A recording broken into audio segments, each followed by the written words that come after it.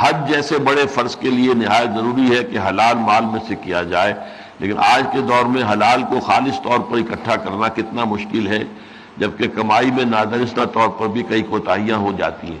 دیکھیے، ایک ہے جزوی طور پر، جیسے اس وقت ہوا میں سود موجود ہے، اب میں سانس لے رہا ہوں تو سود جا رہا ہے، گندم میں سود موجود ہے، روٹی کھاتے ہیں تو جا رہا ہے۔ یہ ہے جس کو ہم کہیں گے کہ یہ عموم بلوا ہے، اس کی وجہ سے وہ حرام معاملہ نہیں ہو جائے گا۔ ایک ہے سود میں براہ راست خود ملوث ہونا، ڈائریکٹ، کہ آپ نے سود پر رقم لے کر اپنا مکان بنایا ہے، سود پر رقم لے کر اپنا کاروبار بڑھایا ہے، چمکایا ہے، کارخانہ لگایا، یہ سود رقم وہاں رکھ کر سود کھا رہے ہیں، یہ یقیناً حرام کا معاملہ ہے۔ اسی طریقے سے کہیں نادانستہ کوئی اگر غلطی ہو جاتی ہے تو اس سے وہ معاملہ وہ حرام کا نہیں ہو جائے گا۔ اللہ تعالیٰ معاف فرمانے والا ہے، نسیان اور خطا دونوں کو معاف فرمانے والا ہے۔